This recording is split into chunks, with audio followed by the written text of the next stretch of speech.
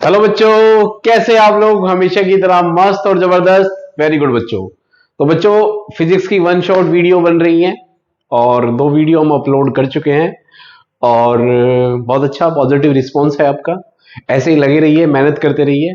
मैंने आपको पहले भी बताया है कि अगर आप इस वन शॉट जर्नी में आप हमारे साथ रहे तो डेफिनेटली आपको सक्सेस मिलेगी। ठीक है, इसके साथ साथ वन शॉट वीडियो देखिए और कुछ पीवाईक्यूज लगाइए आप। ठीक है, जो भी आपको कंसेप्ट, जो भी इंपॉर्टेंट टॉपिक आपको बताया जाए। ठीक है, तो आज हमारा चैप्टर रहेगा बेटा करंट इलेक्ट्रिसिटी। हमने दो चैप्टर्स ऑलरेडी कवर कर चुके हैं। ठीक है, तो जिन बच्चों ने वो वीडियो नहीं देखी तो मैं सजेस्ट करूंगा पहले बेटा वो वाली वीडियोस आप देख लीजिए। ठीक है, उसके बाद करंट इलेक्ट्रिसिटी उठाइए। ठीक है, तो चलिए स्टार्ट करते हैं, आ जाओ। ठीक है, इलेक्ट्रिक करंट क्या होता है बेटा? देखो, व्हाट इज इलेक्ट्रिक करंट? अगर हम बात करें करंट क्या होता है, करंट का मतलब एक्चुअली में मतलब होता है बेटा फ्लो। क्या होता है? फ्लो, है ना। जैसे आप 10th में मैथ में नहीं पढ़ के आए थे वाटर फ्लो, है ना, या रिवर करंट, है ना, कि रिवर करंट इतने स्पीड से चल रहा है, बोट स्ट्रीम इधर जा रही है ना, बोट का फ्लो इस तरफ है। तो करंट एक्चुअली का मतलब है बेटा, करंट का मतलब होता है फ्लो। क्या होता है बेटा? फ्लो। जैसे जैसे वाटर करंट हो गया हमारे पास। तो यहां पे जो करंट है वो करंट कहना एक्चुअली में एक सूटेबल सही वर्ड नहीं है। जब भी हम इलेक्ट्रिसिटी की बात करें हमें कहना चाहिए इलेक्ट्रिक करंट, क्योंकि करंट वर्ड का एक्चुअली में मीनिंग होता है बेटा फ्लो, है ना। और इलेक्ट्रिक करंट कहेंगे तो it would be more justified, ये ज्यादा अच्छा है, ज्यादा ठीक रहेगा कि इलेक्ट्रिक करंट कहना, क्योंकि हम बात करें इलेक्ट्रिक चार्ज के फ्लो की, समझ के। अगर एक चार्ज हमारा रेस्ट में है बेटा, मान लो एक कंडक्टर है हमारे पास, ठीक है, और वो कंडक्टर के अंदर जो चार्ज है हमारे पास बेटा जी, जो चार्ज है हमारे पास वो क्या कर रहा है? अब वो फ्लो कर रहा है। वो क्या कर रहा है बेटा? फ्लो कर रहा है ना। अभी चार्ज, पहले दो चैप्टर जो पढ़े थे उसमें चार्ज रेस्ट पे था, दैट्स वाई उनको हम इलेक्ट्रिसिटी इलेक्ट्रोस्टैटिक्स में पढ़ते हैं। अब चार्ज फ्लो करना स्टार्ट कर रहा है, तो चार्ज जब फ्लो करता है तो करंट प्रोड्यूस होता है। फ्लो फ्लो मतलब, ऑफ कोर्स फ्लो का मतलब क्या होता है? करंट फ्लो करना, है ना। सो चार्ज का फ्लो होना बेटा करंट इलेक्ट्रिसिटी के अंदर पढ़ते हैं। ठीक है, अच्छा, चार्ज क्या अपने आप फ्लो हो जाएगा? चार्ज क्या अपने फ्लो हो जाएगा? एक नॉर्मल वायर, जो हम कल भी बता रहा था मैं आपको कि एक नॉर्मल वायर है, जैसे मान लो एक वायर मैंने उठा ली, है ना, और इस वायर में को मैं, ये एक मेटेलिक वायर है, ठीक है, क्या इसमें करंट लग सकता है मुझे? नहीं, करंट नहीं लग सकता जब तक कि इसको हम किसी स्विच से क्या किसी बैटरी से कनेक्ट ना करें। तो बैटरी क्या प्रोवाइड करती है ना, battery is the source of energy. क्या होती है बेटा? Source of energy. अभी हम उसके बारे में आएंगे, पहले हम करंट के बारे में पढ़ रहे हैं। सो करंट इज इलेक्ट्रिक करंट। क्या होता है बेटा? इलेक्ट्रिक करंट का फॉर्मूला होता है rate of flow of charge. क्या होता है बेटा? Rate of flow of charge, यानी charge by time, charge upon में टाइम। यानी अगर हम बात करें तो I equal to d q. D q मतलब flow of charge, change of charge upon time, time के रिस्पेक्ट में। तो आई की वैल्यू किसके इक्वल होगी बेटा? D q by d t. Clear है बेटा? ओके, तो बेसिकली जो करंट है वो फ्लो करता है चार्ज कैरियर की वजह से। किसकी वजह से बेटा? Charge carriers. So what are the charge carriers? Charge carriers are those current carriers which are responsible to flow of charge, है ना, जो चार्ज को एक जगह से दूसरी जगह ले जाते हैं। कैरियर, कैरियर का मतलब होता है बेटा जो कैरी करके लेके जाते हैं उसको, है ना। जैसे आपने ट्रक में दिखा होगा goods carrier. So goods carrier का मतलब क्या होता है? जो गुड्स, गुड मतलब अच्छी चीजें नहीं, गुड मतलब सामान होता है। तो गुड्स का मतलब होता है बेटा सामान, जो सामान को ले जाने वाले, है ना। ऐसे ही चार्ज को ले जाने वाले चार्ज कैरियर्स बोलेंगे उसको। तो ये तीन होते हैं। जैसे अगर हमारे सॉलिड की बात करें तो सॉलिड में करंट फ्लो करता है इलेक्ट्रॉन की वजह से, फ्री इलेक्ट्रॉन की वजह से। लिक्विड में चार्ज कैरियर क्या होते हैं? लिक्विड में चार्ज कैरियर होते हैं बेटा आयंस।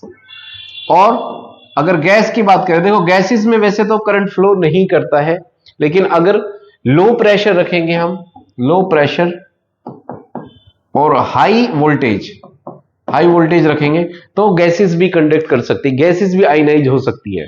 जैसे लाइटनिंग नहीं होती है, जैसे बिजली गिरती है तो जो इलेक्ट्रिसिटी आती है वो भी तो किसके थ्रू आती है? वो एयर के थ्रू आती है। तो उस टाइम हाई वोल्टेज होती है। अप टू मिलियन वोल्ट तक उसका वोल्टेज पोटेंशियल डिफरेंस होता है लाइटनिंग में, है ना। और हाई वोल्टेज हो गया, प्रेशर लो हो गया, तो इसका मतलब करंट फ्लो करेगा, है ना। और गैसेस के अंदर गैस आयनाइज हो जाती है, तो आयंस और वैलेंस इलेक्ट्रॉन्स, समझ के। तो गैसेस में इनकी वजह से करंट फ्लो करता है, ठीक है। एक आध क्वेश्चन निपटा देते हैं इसके ऊपर। देखो मान लो if Q equal to 3t square plus 2t plus 1 है, मान लो, ठीक है। फाइंड I, करंट निकालना है हमें, टाइम की value 0 second to 1 second to 2 second. जब अगर टाइम हमारा 1 सेकेंड से 2 सेकेंड बीत जाए तो करंट की वैल्यू क्या होगी। तो हमें पता है I इक्वल टू क्या होता है बेटा, I इक्वल टू होता है हमारा dq बाई dt। तो d बाई dt, Q की वैल्यू कितनी है, Q की वैल्यू ये 3t square plus 2t plus 1। Differentiation कर लो, डिफरेंशिएशन करो t के रिस्पेक्ट में। तो मैंने बताया d बाई डी x के रिस्पेक्ट में x की पावर n का डिफरेंशिएशन क्या होगा, n x की पावर n माइनस 1, समझ के। तो 2 बाहर आ जाएगा, जब 2 आगे आएगा तो 6 बन जाएगा ये 6, और पावर में से 1 कम कर दो t, ठीक है। ऐसे ही 2 बाहर आ गया, कांस्टेंट है, dt के रिस्पेक्ट में करोगे 1 आ जाएगा, प्लस 1 का डिफरेंशिएशन 0, कांस्टेंट का डिफरेंशिएशन क्या होता है बेटा 0, तो 6t प्लस 2 आ जाएगा। तो 6 t की वैल्यू क्या है बेटा, t की वैल्यू कहां से कहां तक है, 2 से 1 से 2 तक प्लस 2, यानी 6, एक बार इसमें ये रखो 2 माइनस 1, एक बार 1 रखो माइनस करके, प्लस और क्या आ जाएगा 1, तो 6 दो में से गया 1, यानी 6 प्लस 1 यानी 7 एम्पियर करंट फ्लो कर रहा है। क्या फ्लो कर रहा है बेटा, 7 एम्पियर करंट फ्लो कर रहा है, ठीक है बेटा। तो इस तरीके से आप करंट की वैल्यू निकाल सकते हैं, ठीक है। चलो आगे बढ़ते हैं बेटा। आगे कह रहा है electromotive force. So what is electromotive force. Electromotive force को ही हम क्या बोलते हैं, शॉर्ट फॉर्म में ईएमएफ बोलते हैं। क्या बोलते हैं इसको, ईएमएफ। जो आप रटते आए हो ना बचपन से, EMF EMF EMF, EMF is the electromotive force. अब देखो इलेक्ट्रो मतलब इलेक्ट्रो, मोटी मतलब मोटिवेट करने वाला, और फोर्स मतलब एक ऐसा फोर्स, एक ऐसा एनर्जी कह लीजिए, जो क्या कर रहा है, इलेक्ट्रॉन को मोटिवेट कर रहा है, भाई तू चल चल, समझ गए। इलेक्ट्रॉन्स आर लाइक बेवड़े। इलेक्ट्रॉन ना एक ऐसे दारू पियक्कड़ बेवड़े होते हैं, वो क्या करते हैं, वो रैंडमली करंट वो उसमें मेटेलिक सरफेस पे ऐसे ऐसे मूव करते रहता है, ऐसे ऐसे ऐसे, लेकिन क्या होता है वो घूम फिर के वहीं पे आ जाते हैं, इसलिए करंट फ्लो नहीं करता किसी भी चार्ज कैरियर में, है ना। आपको क्या लगता है कि एक सॉलिड सरफेस है मान लो, ठीक है, एक मेटेलिक शीट है, देखो जैसा ये मेटल है, दिस इज अ मेटल, है ना, ये मेटल है, इसमें क्या आपको क्या लग रहा है कि फ्री इलेक्ट्रॉन नहीं होंगे, होंगे, फ्री इलेक्ट्रॉन तो हमेशा अवेलेबल है मेटेलिक सरफेस पे, तो फिर मुझे करंट क्यों नहीं लग रहा। एक्चुअली में करंट का मोशन है या नहीं है, एक बात और बताओ मुझे, क्या करंट का मोशन है, क्या करंट, वो करंट का मतलब क्या चार्ज पार्टिकल मूव कर रहे हैं इस मेटेलिक सरफेस पे, क्या इलेक्ट्रॉन मूव कर रहे हैं, यस कर रहे हैं, पर कर रहे हैं तो सर करंट क्यों नहीं लग रहा। कर रहे हैं लेकिन उनकी एक स्पेसिफिक डायरेक्शन नहीं है, वो क्या कर रहे हैं, वो रैंडम मोशन कर रहे हैं, वो इधर जा रहे हैं उधर जा रहे हैं उधर जा रहे हैं, जिसकी वजह से क्या होगा, जिसकी वजह से उनकी जो डिस्प्लेसमेंट है, नेट डिस्प्लेसमेंट 0 हो जाएगी, ठीक है। इलेक्ट्रॉन की जो नेट डिस्प्लेसमेंट है वो क्या हो जाएगी बेटा, 0 हो जाएगी। तो दे आर लाइक बेवड़े, यहां गए यहां गए यहां गए, फिर यहां पे वापस यहीं पे आ जाएंगे, ठीक है।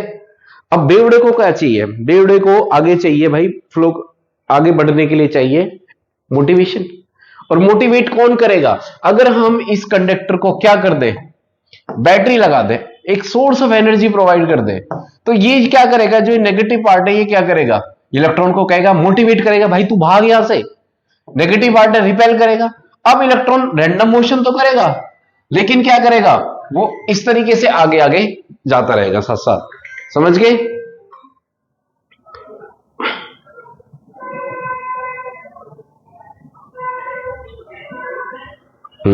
ठीक है। सो इलेक्ट्रॉन आगे कुछ इस तरीके से आगे चलता रहेगा, समझ गए। यहां पे क्या करेगा वो, अभी भी वो ऐसा नहीं है, रैंडम मोशन नहीं करेगा, लेकिन वो आगे भी चलता रहेगा, समझ गए। तो अब उनको मोटिवेशन मिल गया ना भाई, दारू का ठेका मिल गया, एक बेवड़े को चाहिए मोटिवेशन, तो मोटिवेट कर रहा है ना उसको कि भाई तेरे को कहां जाना है, एक पॉजिटिव टर्मिनल तक पहुंचना है, इसको अट्रैक्ट कर रहा है ना। तो EMF is the source of energy. क्या है बेटा? Source of energy. तो इलेक्ट्रोमोटिव फोर्स एक्चुअली में फोर्स नहीं होता, ये होता तो वोल्टेज ही है, ये पोटेंशियल डिफरेंस होता है। और potential difference, maximum potential, maximum voltage और potential difference between two terminal. किन्हीं भी दो टर्मिनल के बीच का जो मैक्सिमम पोटेंशियल डिफरेंस होता है वो क्या होता है बेटा? ईएमएफ होता है, या इलेक्ट्रोमोटिव फोर्स बोल लीजिए। ठीक है, क्लियर है बेटा? इसके बारे में और बात करेंगे बाद में, ठीक है? तो अभी इतना समझ लीजिए। तो इसका मतलब करंट तभी फ्लो करेगा, चार्ज पार्टिकल तभी स्पेसिफिक डायरेक्शन में जाएंगे जब when there is some potential difference. अगर पोटेंशियल डिफरेंस नहीं होगा तो करंट आगे नहीं बढ़ेगा, चार्ज पार्टिकल आगे नहीं बढ़ेंगे। क्लियर है बेटा? ओके, अब आते हैं हम ड्रिफ्ट वेलोसिटी। ड्रिफ्ट वेलोसिटी कुछ इसी से रिलेटेड है कि इलेक्ट्रॉन एक्चुअली में किस वेलोसिटी से आगे ड्रिफ्ट हो रहे हैं, बढ़ रहे हैं, है ना। तो ड्रिफ्ट वेलोसिटी का मतलब है कि इलेक्ट्रॉन किस वेलोसिटी से आगे ड्रिफ्ट हो रहे हैं। ठीक है, रैंडम वैसे अगर हम बात करें तो थर्मल वेलोसिटी कितनी होगी उनकी? अगर हम बात करें thermal velocity, average thermal velocity कितनी होगी? एवरेज थर्मल वेलोसिटी कितनी होगी? v2 plus v3 plus v4 dot dot dot vn upon में n इक्वल टू 0 होगी। मतलब ये क्या है? देखो इलेक्ट्रॉन यहां से गया, जब उसकी वेलोसिटी v1 है, जब इधर आया टकरा के ये v2 है, ये इधर क्या है? v3। अगर हम सबका एवरेज करेंगे तो उनकी वेलोसिटी 0 होगी। कब? जब तक when there is no potential, when there is no battery, there is no potential difference, no potential difference। समझ गए? लेकिन अगर यही वेलोसिटी हम बात करें जब अगर थर्मल वेलोसिटी पोटेंशियल डिफरेंस हमारा जो है वो 0 when there is no potential difference, यानी पोटेंशियल डिफरेंस की वैल्यू कितनी होगी? यहां पे 0 हो गई। समझ गए? बट अगर पोटेंशियल डिफरेंस 0 नहीं है हमारे पास तो इसका मतलब ये वेलोसिटी क्या होगी? एवरेज वेलोसिटी हमारी 0 नहीं होगी। तब क्या होगा? तब ये एक स्पेसिफिक डायरेक्शन में मूव करेगा। अगर बैटरी नहीं होगी, मैंने अभी बताया था बैटरी नहीं होगी तो चार्ज पार्टिकल मूव तो करेंगे, किसकी वजह से? क्योंकि टेम्परेचर 0 नहीं है और इलेक्ट्रॉन की जो एनर्जी है, इलेक्ट्रॉन की जो काइनेटिक एनर्जी है वो किसका फंक्शन होती है बेटा? 3/2 kBT, टेम्परेचर का फंक्शन होती है। जब तक टेम्परेचर 0 नहीं होगा इलेक्ट्रॉन शांत नहीं बैठ सकते, इलेक्ट्रॉन के अंदर कुछ ना कुछ काइनेटिक एनर्जी होगी, but they are moving in random direction. कोई मतलब ही नहीं है उसका मूव करने का। क्यों? क्योंकि स्पेसिफिक डायरेक्शन में मूव नहीं कर रहे। तो इलेक्ट्रॉन को हमें मोटिवेट करना पड़ेगा, इलेक्ट्रॉन को बुलाना पड़ेगा कि भाई तू इधर आ। किसकी वजह से? पॉजिटिव टर्मिनल लगा दो उसके लिए। समझ के? तो उसको अट्रैक्ट करेगा। क्लियर है बेटा? तो ड्रिफ्ट वेलोसिटी का मतलब यही होता है कि इलेक्ट्रॉन किस वेलोसिटी से ड्रिफ्ट हो रहा है, किसकी तरफ? टुवर्ड्स पॉजिटिव टर्मिनल, ऐसे ऐसे ऐसे आगे की तरफ। समझ के? इसको क्या बोलते हैं? Drift velocity. और ड्रिफ्ट वेलोसिटी का फॉर्मूला क्या होता है बेटा? E tau by m. Drift velocity का फॉर्मूला क्या होता है बेटा? ई टो बाय, ई मतलब इलेक्ट्रिक फील्ड। ठीक है, एक ई क्या होती है बेटा? Electric field. जैसे ही आप इस कंडक्टर को बैटरी से जोड़ोगे तो ये क्या हो जाएगा? बैटरी की वजह से ये वाला टर्मिनल पॉजिटिव हो जाएगा, ये क्या हो जाएगा? नेगेटिव। इसका मतलब क्या होगा? इलेक्ट्रिक फील्ड सेटअप हो गया इन दोनों टर्मिनल के बीच में। एम मतलब मास, जो चार्ज पार्टिकल है वो जिस चार्ज पार्टिकल का मास जो भी मूव कर रहा है आगे। और टो क्या है? यहां पे टो है रिलैक्सेशन टाइम। अब टो रिलैक्सेशन टाइम का मतलब समझो। रिलैक्सेशन टाइम का मतलब है कि देखो इलेक्ट्रॉन एक्चुअली में खुद अकेला, ऐसा नहीं है कि इलेक्ट्रॉन सीधा यहां पे अकेला भाग जाएगा, नहीं। Electron it just push the next electron. ये क्या करता है? अगले इलेक्ट्रॉन को पुश करता है, वो अगले इलेक्ट्रॉन को पुश करता है, वो अगले इलेक्ट्रॉन को पुश करता है, वो अगले इलेक्ट्रॉन को पुश करता है। ठीक है, तो ये जो इलेक्ट्रॉन है ये कंटिन्यूअसली अगले वाले को कोलाइड करते रहते हैं, ऐसे, है ना। अब देख मैं इसको इस तरीके से कर रहा हूं, हिट कर रहा हूं, तो एक टाइम आ रहा है, छोटा सा टाइम, जहां पे ये रिलैक्स कर रहा है इलेक्ट्रॉन। तो जिस टाइम पे कोई कोलिजन नहीं हो रहा, जिस टाइम पे इलेक्ट्रॉन रिलैक्स करता है ना, देखो एक टाइम आ रहा है ना, बीच में गैप आ रहा है, वो टाइम रिलैक्सेशन टाइम होता है। और रिलैक्सेशन टाइम का जो ऑर्डर होता है वो होता है 10⁻⁻⁻⁹ सेकेंड। क्लियर है? और ड्रिफ्ट वेलोसिटी का जो ऑर्डर होता है वो जनरली होता है 10⁻⁻⁴ मीटर पर सेकेंड। ये तो बहुत कम है। इलेक्ट्रॉन यानी एक सेकेंड में कितना मूव करता है? 0.001 मीटर। सर इतना स्लो मूव करता है इलेक्ट्रॉन, तो इस लाइट की इतनी स्पीड क्यों है? कि क्यों इलेक्ट्रिसिटी, लाइट नहीं electricity, sorry I am sorry, electricity इतनी तेज क्यों चलती है? वो इसलिए चलती है कि electron just push the next electron, अगले वाले को पुश करता है, फिर अगले वाले। तो ये जो पुश है ये बहुत फास्ट होता है। आपने देखा होगा रील में या कई बार गेम नहीं देखा कि एक कार्ड को पुश करते तो अगले वाले गिरते चले जाते हैं, है ना? तो बिल्कुल सेम वही फिनोमिना है। एक्चुअली में इलेक्ट्रॉन यहां से लेके यहां तक सिर्फ इतना ही डिस्प्लेस कर पाता है एक सेकंड के अंदर, लेकिन उसका इंपैक्ट इतना ज्यादा होता है कि वो अगले को पुश करता चला जाता है, वो अगले को। ये बहुत फास्ट होता है, इसलिए जो इलेक्ट्रिसिटी की स्पीड है बहुत फास्ट होती है। समझ के? क्लियर है बेटा? तो ड्रिफ्ट वेलोसिटी का फॉर्मूला ये होता है बेटा, ई इलेक्ट्रॉनिक चार्ज है हमारे पास, एम मतलब मास ऑफ इलेक्ट्रॉन है। क्लियर है बेटा? नेक्स्ट आगे हमारा मोबिलिटी। मोबिलिटी का मतलब क्या होता है? देखो मोबिलिटी का मतलब मोशन। देखो एक होता है फोन, एक होता है मोबाइल फोन। आपके हाथ में जो मोबाइल है, या उसको मोबाइल नहीं बोलना चाहिए, मोबाइल फोन बोलना चाहिए, क्योंकि पहले फोन थे, उसको वायर से कनेक्ट थे, हम बात करते थे उससे, तो मूव नहीं कर पाते थे। लेकिन फिर फोन ऐसे बने जो मूव कर रहे लग गए, जिनको मोबाइल फोन बोलने लगे। मोबाइल वर्ड का मतलब था मोशन। तो मोबाइल का मतलब क्या है? देखो जब इलेक्ट्रॉन यहां से आगे जाएगा, एक इलेक्ट्रॉन दूसरे यहां एक इलेक्ट्रॉन देखो जब हिट करके आगे जाएगा तो ये मोशन ही तो हुआ। ये वाला इलेक्ट्रॉन आगे चला गया, ये वाला आगे चला गया, है ना? तो जब आगे चला गया इलेक्ट्रॉन तो बीच में खाली जगह बच गई, इसको बोलते हैं होल्स। क्या बोलते हैं इसको? होल्स बोलते हैं, है ना? जब एक इलेक्ट्रॉन यहां से गया तो खाली जगह तो बच गई ना, यहां से इलेक्ट्रॉन यहां से खाली करके जगह।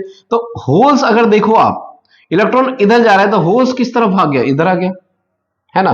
तो जो होल्स होते हैं बेटा, हम जो ये खाली वैकेंसी होती है इनको बोलते हैं हम होल्स, और इनको बोलते हैं हम इलेक्ट्रॉन्स। समझ के? तो इनकी मोबिलिटी क्या है ना? तो मोबिलिटी का फॉर्मूला होता है बेटा drift velocity per unit electric field. कि ये जो चार्ज पार्टिकल है इनकी मोबिलिटी क्या है इलेक्ट्रिक फील्ड अप्लाई करने पे, कि पर यूनिट इलेक्ट्रिक फील्ड, अगर इलेक्ट्रिक फील्ड अप्लाई करेंगे तो ये मूव करेंगे। भाई एक इलेक्ट्रॉन इसलिए तो जा रहा है इस तरफ क्योंकि बैटरी लगाई है, इस कंडक्टर के अंदर इस तरफ इसलिए जा रहा है क्योंकि यहां पे उसको दिख रहा है कि पॉजिटिव टर्मिनल है। तो इसका मतलब मोबिलिटी का सीधा सीधा असर इलेक्ट्रिक फील्ड से है, रिलेशन। तो मोबिलिटी को डिफाइन करेंगे हम drift velocity per unit electric field. तो ड्रिफ्ट वेलोसिटी कितनी है चार्ज पार्टिकल के अंदर अपॉन में पर यूनिट इलेक्ट्रिक फील्ड। तो इलेक्ट्रिक फील्ड से इलेक्ट्रिक फील्ड ये कट गया तो म्यू इक्वल टू क्या हो जाएगा? ई टॉ बाय एम। यानी मोबिलिटी इनवर्सली प्रोपोर्शनल है मास के। जिसका मास ज्यादा उसकी मोबिलिटी कम, जिसका मास ज्यादा उसकी मोबिलिटी कम होगी बेटा, सीधी सी बात है। भाई जो मोटा आदमी है, आई एम सॉरी देखो अगर ऑफेंड मत होना, जो हैवी है, जो ज्यादा हेल्दी लोग होते हैं वो कम मूव कर पाते हैं। क्यों मूव कम कर पाते हैं? क्योंकि उनका मास ज्यादा है। मास ज्यादा है तो मोबिलिटी थोड़ी कम होती है उनकी कंपैरेटिवली, और समझ के? लीन बॉडी के कंपैरेटिवली। क्लियर है बेटा? सो मास ज्यादा तो मोबिलिटी क्या होगी? कम होगी। Next, relation between current and drift velocity. Current और ड्रिफ्ट वेलोसिटी का रिलेशन पूछ रहा है। चलो करते हैं करंट और ड्रिफ्ट वेलोसिटी का रिलेशन क्या कहता है। देखो करंट और ड्रिफ्ट वेलोसिटी का रिलेशन ये कहता है कि मान लो ये हमारे पास एक कंडक्टर है, क्या बेटा? कंडक्टर, और इसकी लेंथ कितनी है बेटा? एल। ये इसकी लेंथ है एल, ओके। अच्छा, यहां मैंने इसको क्या करा? एक बैटरी से जोड़ा, तभी तो करंट, इलेक्ट्रॉन इधर जाएंगे। इलेक्ट्रॉन जिस वेलोसिटी से जाते हैं उसको बोलते हैं ड्रिफ्ट वेलोसिटी। इलेक्ट्रॉन का flow is always opposite to the flow of current.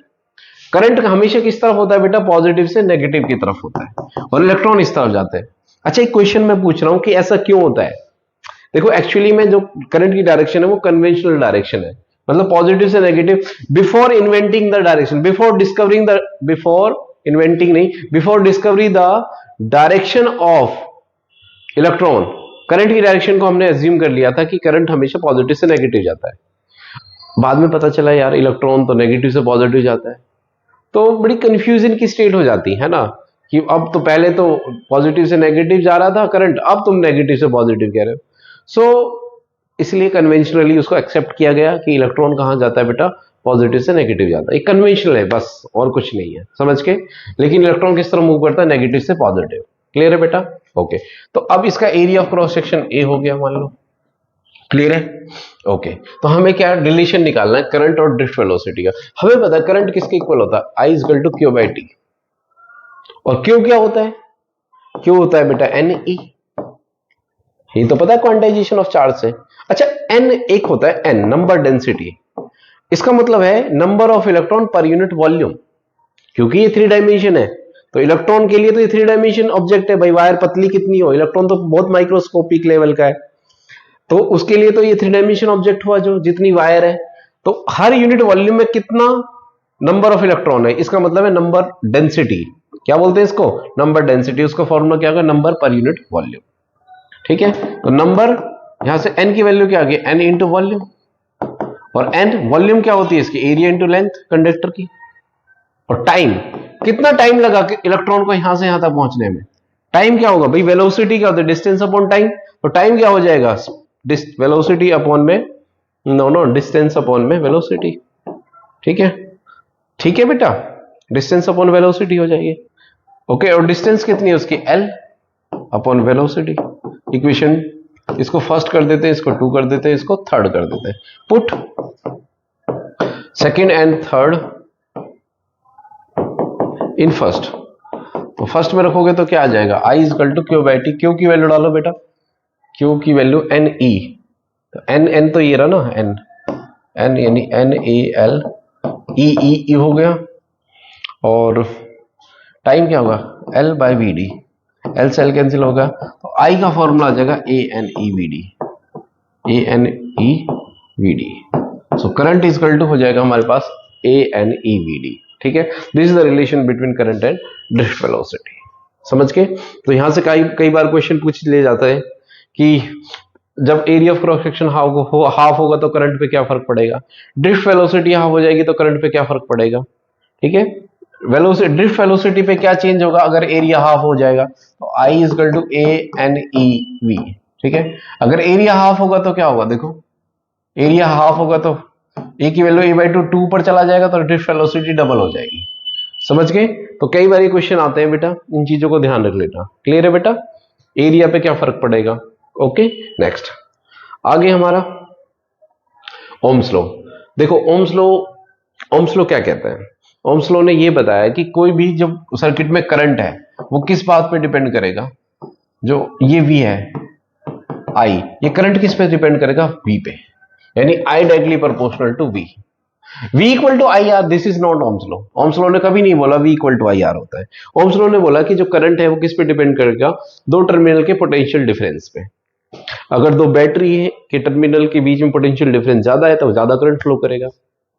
जैसे ऊपर जो लाइन जाती है, जो खेतों में से जाती है, उनमें 66,000 वोल्टेज होती है, तो उसमें ज्यादा करंट फ्लो करेगा। क्यों, दोनों टर्मिनल के बीच में कितना डिफरेंस है, 66,000। ठीक है, सो तो करंट किस पे डिपेंड करेगा, पोटेंशियल डिफरेंस पे। तो आई इक्वल टू यहां पे आएगा प्रोपोर्शनल उठाने के लिए कांस्टेंट, और कांस्टेंट होता है बेटा 1/r इक्वल टू V, और V इक्वल टू यहां से क्या आ जाएगा, आई आर। समझ के? This is known as Ohm's law equation. Ohm's law तो ये है बेटा। ठीक है, करंट किस पे डिपेंड करता है, potential difference between two terminal at constant temperature. यानी अगर ग्राफ बनाए हम I और V का, तो क्या आएगा बेटा, डायरेक्ट आएगा। समझ के? ये हमारा डायरेक्ट रिलेशन आएगा। अब ये R क्या है, ये R हमारा रेजिस्टेंस है। क्या बोलते हैं इसको, रेजिस्टेंस। और रेजिस्टेंस की यूनिट क्या होती है बेटा, ओम। रेजिस्टेंस की क्या यूनिट होती है बेटा, ओम होती है हमारे पास। ठीक है, ओके। तो R equal to V by I है हमारे पास। इस रेजिस्टेंस का ओरिजिन क्या है, एक्चुअली में देयर इज अ कोलिजन। अगर इलेक्ट्रॉन स्मूथली सीधा आता है यहां तक तो there is no collision, but frequent collision हो रहा है, इलेक्ट्रॉन अगले वाले से टकरा रहा है। इसका मतलब रेजिस्टेंस जन्मेगा, रेजिस्टेंस का जन्म होगा। ठीक है बेटा, तो रेजिस्टेंस एक अपोजिशन है जो करंट को नहीं फ्लो करने दे रही। भाई बार बार टकरा रहा है तो दिक्कत आ रही है ना करंट फ्लो करने में। अगर रेजिस्टेंस नहीं होता इलेक्ट्रॉन स्मूथली फ्लो करता। तो रेजिस्टेंस क्या होता है, एक अपोजिशन है, एक तरीके से करंट को फ्लो करने का अपोजिशन है बेटा। ठीक है, ओके, तो इसको ये आर बोलते हैं। अच्छा, आर डिपेंड किस पे करता है? रेजिस्टेंस डिपेंड करता है बेटा लेंथ पे। अगर लेंथ ऑफ वायर ज्यादा होगी तो रेजिस्टेंस क्या होगा? सीधी सी बात है, ज्यादा होगा। भाई यहां से लेके मान लो तुम्हारे घर तक मैं वायर लगा दूं तो करंट फ्लो करने में कितनी दिक्कत होगी? नहीं फ्लो कर पाएगा। क्यों? क्योंकि लेंथ ज्यादा है। और आर इनवर्सली प्रोपोर्शनल होता है बेटा एरिया के। अगर एरिया ज्यादा होगा, अगर एरिया ज्यादा होगा तो रेजिस्टेंस क्या होगा? कम होगा। अगर ज्यादा एरिया होगा तो इजीली करंट फ्लो करने लग जाएगा। समझ गए? कोलिजन कम होगा। समझ गए बेटा? तो करंट अगर एरिया ज्यादा होगा तो रेजिस्टेंस की वैल्यू क्या हो जाएगी? कम होगी, तो करंट बढ़ जाएगा। ठीक है, करंट और रेजिस्टेंस तो एक दूसरे के दुश्मन है, अपोजिट है। इसको कंबाइन कर लो तो रेजिस्टेंस डायरेक्टली प्रोपोर्शनल हो जाएगा एल बाई ए। तो रेजिस्टेंस क्या हो जाएगा? रो एल बाई ए। समझ के? रेजिस्टेंस का फॉर्मूला क्या हो जाएगा बेटा? Rho L by. इस रो को बोलते हैं हम रेजिस्टिविटी। क्या बोलते हैं इसको? रेजिस्टिविटी। समझ के? रो को क्या बोलते हैं बेटा? रेजिस्टिविटी बोलते हैं। क्लियर है बेटा? ठीक है। अच्छा, आई और वी का ग्राफ पे क्वेश्चन आ सकता है। कैसे? देखो, मान लो ये आई और वी है, ये ग्राफ ए है, ये बी है। आपको पूछ सकता है कि बताओ ए और बी में किसका रेजिस्टेंस ज्यादा है? मान लो इसका रेजिस्टेंस ये होगा आर ए ज्यादा है या आर बी? बताओ। देखो, सबसे पहले इसका स्लोप देखो, स्लोप किसका ज्यादा है? इसका एंगल ज्यादा है। स्लोप किसके इक्वल होता है बेटा? इसका स्लोप निकाल लो। ये ग्राफ आई और वी का स्लोप का मतलब होता है परपेंडिकुलर अपॉन बेस। जब भी स्लोप बोले तो परपेंडिकुलर अपॉन बेस लिख दो। समझ गए? तो परपेंडिकुलर अपॉन बेस। देखो, ग्राफ अगर मैं सीधा से एक ट्रिक बताता हूं इसमें, अगर ग्राफ जिस एक्सिस के ज्यादा नजदीक है वो वैल्यू उसकी ज्यादा है। जैसे बी है, बी किसके नजदीक है? वी के, तो वी की वैल्यू ज्यादा है उसके लिए। ठीक है, ओके। और ग्राफ ए वाला है, देखो वो आई के नजदीक है, आई ज्यादा है, तो आई ज्यादा है तो स्लोप ज्यादा होगा उसका। क्लियर है? बस इतनी सी बात है। अगर जो ग्राफ है ये वाला ग्राफ बी के ये किसके नजदीक है? बी वाला ग्राफ वी के नजदीक, तो वी वैल्यू ज्यादा, वी ज्यादा और स्लोप कम हो जाएगा। तो स्लोप क्या होता है? अच्छा, स्लोप क्या होता है? आई बाई वी क्या होता है? देखो, वी बाई आई तो होता है आर, अभी पढ़ा है हमने। समझ गए? वी इक्वल, हाँ सही बात है, वी बाई आई, बट ये तो आई बाई वी है, यानी ये क्या आ जाएगा? One by are. क्लियर है बेटा? देखो, अगर वोल्टेज ज्यादा हुई स्लोप कम होगा, और स्लोप कम हुआ तो रेजिस्टेंस क्या होगा? ज्यादा होगा, इनवर्सली प्रोपोर्शनल है। क्लियर है बेटा? तो इसका मतलब क्या हुआ कि स्लोप किसका ज्यादा है? देखो, स्लोप किसका ज्यादा है? जिसका वोल्टेज कम है। किसका वोल्टेज कम है? और करंट ज्यादा है। इसका करंट ज्यादा। देखो, ये करंट है, ये आई ए हो गया, आई बी है ना। आई ए ज्यादा है किसके कंपैरेटिवली? आई बी, तो स्लोप इसकी वैल्यू ज्यादा हुई। और स्लोप ज्यादा हुआ, देखो स्लोप क्या होता है? One by R. तो इसका मतलब क्या हो जाएगा कि इसका रेजिस्टेंस क्या है बेटा? कंपैरेटिवली कम है। किसके कंपैरिजन में? बी के कंपैरिजन में। क्यों? स्लोप ज्यादा होता है, रेजिस्टेंस की वैल्यू क्या होगी? कम होगी। इसका ये रेजिस्टेंस आर ए, करंट ज्यादा, देखो करंट ज्यादा स्लोप ज्यादा। स्लोप क्या है बेटा? One by R. अब स्लोप ज्यादा हुआ, जिसका स्लोप ज्यादा हुआ, किसका स्लोप ज्यादा हुआ? आर ए का स्लोप ज्यादा हुआ। समझ रहे हो आप? इसका स्लोप ज्यादा हुआ तो इसका रेजिस्टेंस क्या हो जाएगा? हमारा कम हो जाएगा। तो R A is less than बेटा आर बी। समझ गए? अच्छा, यही ग्राफ अगर किसके वर्सेस होता? किसके? वी वर्सेस आई होता। और यहां पे ये ए है और ये बी है। अब स्लोप बताओ, स्लोप का फॉर्मूला क्या होता है? Perpendicular upon base, V upon I. V V V है ना, इसका वोल्टेज ज्यादा है भाई, वी ए कंपैरेटिवली किसके? वी बी के ज्यादा हो गया। समझ गए? और वी बाई आई क्या होता है? आर होता है हमारे पास। क्लियर है बेटा? अच्छा, वोल्टेज ज्यादा तो इसका मतलब क्या होगा? वी ए, इसका रेजिस्टेंस क्या होगा बेटा? ज्यादा होगा। ओके, तो इसका मतलब क्या हो जाएगा? R A is greater than R B. Clear है बेटा? इसमें करंट कम है। क्लियर है? तो स्लोप किसका ज्यादा? स्लोप क्या होता है बेटा? स्लोप इसमें v बाई आई है और वो r होगा। ये स्लोप ज्यादा है। स्लोप किसके डायरेक्टली प्रोपोर्शनल है? r के। जिसका स्लोप ज्यादा उसका रेजिस्टेंस ज्यादा। ठीक है, नेक्स्ट आगे क्या कह रहा है? रेजिस्टिविटी अभी बता दिया मैंने। रेजिस्टिविटी क्या करती है बेटा? रेजिस्टिविटी हमारी होती है रो आर ए बाई एल। ठीक है, हम पीछे वाले फॉर्मूले से निकाल सकते हैं। और रेजिस्टिविटी ध्यान रखना, ये सिर्फ किस पे डिपेंड करेगी? नॉट डिपेंड ऑन, ये बहुत इंपॉर्टेंट चीज है, not depend on length, area, इन पे डिपेंड नहीं करती। तुमको सर फॉर्मूले में तो आ रहा है, नहीं नहीं, रेजिस्टिविटी एक प्रॉपर्टी है बेटा। ये क्या है बेटा? एक प्रॉपर्टी ऑफ मटेरियल है, प्रॉपर्टी ऑफ मटेरियल। और ये किस पे डिपेंड करती है? ये सिर्फ नेचर ऑफ मटेरियल पे डिपेंड करती है। किस पे? Nature of material and temperature. और किस पे डिपेंड करती है बेटा? टेम्परेचर पे। ठीक है, तो अगर ग्राफ खींचा इफेक्ट ऑफ टेम्परेचर, है ना, effect of temperature on resistivity. पहले हम ना एक चीज और कर लेते हैं, रिडक्शन ऑफ ओम्स लॉ।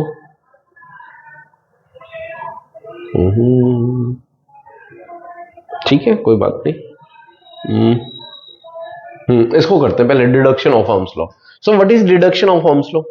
कैसे डिडक्ट कर सकते हैं? देखो, वी नो दैट, मान लो कंडक्टर बेटा, ये कंडक्टर है, ठीक है, ये इसमें बैटरी लगा दी और ये, ठीक है, ये V है, ये लेंथ हो गई इसकी, ये इलेक्ट्रिक फील्ड हो गई इनके बीच में, ठीक है, यहां से यहां तक। इलेक्ट्रॉन की वेलोसिटी इधर जा रहा है, drift velocity, we know that drift velocity I is equal to क्या होता है बेटा? ANAVD होता है drift velocity. ANE drift velocity क्या होती है? E tau by m, तो यानी ANE स्क्वायर, इसको मैं ऐसे लिख सकता हूं ANE tau by m। अच्छा, E की वैल्यू डाल दो, ANE स्क्वायर, ठीक है, tau अपॉन में m इंटू E। E क्या होता है? Electric field, relation between electric field and potential. कल वाले क्वेश्चन, कल वाले वीडियो मिल जाएगा। E equal to V by R होता है, यहाँ R मतलब लेंथ है, electric field equal to the potential gradient. Okay, तो V equal to V by L आ जाएगा, तो ANE स्क्वायर टो अपॉन में m into V by L। समझ के? तो यहां से ये किसके इक्वल आ जाएगा? I के इक्वल आ जाएगा। तो I इक्वल टू क्या आ जाएगा बेटा? ANE स्क्वायर टो अपॉन में m L इंटू V। और अगर हम यहां से किसकी वैल्यू निकालें? V अपॉन I, ठीक है, V अपॉन I, तो ये आ जाएगा ML अपॉन में ANE स्क्वायर टो, यही आ जाएगा बेटा, यही आएगा ना। तो AML अपॉन में ANS, यस। सो इसका मतलब ये क्या है बेटा? V बाई आई क्या होता है? ओम्स लॉ के अकॉर्डिंग V बाई आई तो रेजिस्टेंस का इक्वल होता है। सो इसका मतलब ये क्या है बेटा? रेजिस्टेंस है। क्या ये? रेजिस्टेंस। सो रेजिस्टेंस किसके इक्वल होता है बेटा? रेजिस्टेंस होता है ML। रेजिस्टेंस का एक्चुअल फॉर्मूला ये है बेटा, ANE स्क्वायर टो। समझ के? और रेजिस्टेंस क्या होता है? अगर ध्यान से देखें, रेजिस्टेंस होता है रो L बाई A। तो L बाई A, इसको ऐसे लिखो, M upon NE square tau into L by A। तो इसका मतलब ये क्या हुआ? इसका मतलब ये हुआ बेटा रेजिस्टिविटी। रेजिस्टेंस तभी तो कह रहे हैं हम, रेजिस्टेंस लेंथ पे डिपेंड करता है, ऐसे डिपेंड करता है, इस वजह से। एरिया के इनवर्सली प्रोपोर्शनल है, इस वजह से। इसका मतलब ये रेजिस्टिविटी है, यानी रेजिस्टिविटी को हम देखें तो M upon NE square tau होती है। रेजिस्टिविटी M अपॉन M मतलब मास ऑफ पार्टिकल, N मतलब नंबर डेंसिटी, नंबर पर यूनिट वॉल्यूम, और E मतलब इलेक्ट्रॉनिक चार्ज, T मतलब टाइम, रिलैक्सेशन टाइम। अब यार टेम्परेचर बढ़ाऊंगा मैं यहां से, तो फॉर्मूला मिला हमें रो का M upon NE square tau. अगर मैंने टेम्परेचर बढ़ा दिया तो टो क्या होगा? टो डिक्रीज होगा। अब इलेक्ट्रॉन कम रिलैक्स कर पाएगा। देखो, अगर टेम्परेचर बढ़ा जल्दी कोलाइड करेगा, तो टेम्परेचर अगर डिक्रीज हुआ, टो डिक्रीज हुआ, तो रो की वैल्यू क्या हो जाएगी? इंक्रीज। सीधी सी बात है। अगर ये डिक्रीज हुआ, इनवर्सली प्रोपोर्शनल है, तो रेजिस्टिविटी बढ़ जाएगी। तो इसीलिए टेम्परेचर बढ़ाने से रेजिस्टिविटी बढ़ती है। मेटल्स की बात करें तो रेजिस्टिविटी इसलिए बढ़ती है क्योंकि बेटा, क्योंकि रिलैक्सेशन टाइम बढ़ता है, रिलैक्सेशन टाइम घट जाता है, रिलैक्सेशन टो डिक्रीज होगा ना टेम्परेचर बढ़ाने से। तो ग्राफ कैसा आएगा? रेजिस्टिविटी R और रो का ग्राफ खींचे हम टेम्परेचर के वर्सेस, तो ग्राफ ऐसा आएगा। ये जीरो से क्यों नहीं स्टार्ट हुआ? इसलिए नहीं स्टार्ट हुआ क्योंकि जीरो टेम्परेचर पे, कोई भी टेम्परेचर पे जो रेजिस्टेंस है वो कभी जीरो नहीं होता। रेजिस्टेंस अगर वो सुपर कंडक्टर बन जाएगा ना, तो थोड़ा कभी ना कभी रेजिस्टेंस क्या होगा? होता ही है कंडक्टर के अंदर। क्लियर है बेटा? तो रेजिस्टिविटी एंड रेजिस्टेंस टेम्परेचर पे डायरेक्टली प्रोपोर्शनल है। और अगर इक्वेशन देखें तो इसका फॉर्मूला याद रखना बेटा, किसी पर्टिकुलर टेम्परेचर पे, तो हम ही कह सकते हैं रेजिस्टेंस एट पर्टिकुलर टेम्परेचर। देखो, जो रेजिस्टेंस है, मान लो जब टेम्परेचर जीरो है तो किसी का रेजिस्टेंस R0 है मान लो, जब टेम्परेचर कितना हो गया हमारे पास, टी हो गया, कितना हो गया बेटा, टी, तो रेजिस्टेंस कितना हो जाएगा, बढ़ जाएगा। रेजिस्टिविटी बढ़ेगी तो रेजिस्टेंस भी तो बढ़ेगा भाई, टी हो जाएगा हमारे पास। ठीक है बेटा, ओके। तो जो चेंज इन रेजिस्टेंस है यानी डेल्टा आर, डेल्टा आर का मतलब क्या हुआ यहां से, R T minus R naught, और चेंज इन टेम्परेचर का मतलब क्या हुआ, टी माइनस, इसको मैं टी नॉट बोल देता हूं शुरू के टेम्परेचर को, है ना।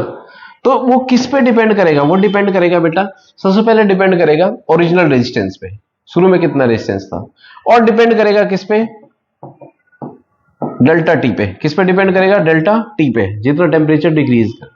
तो इसको कंबाइन करो तो delta R directly proportional to क्या हो जाएगा, टेम्परेचर ज्यादा करोगे तो रेजिस्टेंस बढ़ेगा, डेल्टा आर आ जाएगा हमारे पास आर नॉट डेल्टा टी, और डेल्टा आर इक्वल टू क्या आ जाएगा, इस प्रोपोर्शन हटाने के लिए कोफिशिएंट आएगा आर नॉट डेल्टा टी, इसको बोलते हैं हम resistance coefficient, temperature coefficient of resistance. क्या बोलते हैं इसको, टेम्परेचर कोफिशिएंट ऑफ रेजिस्टेंस।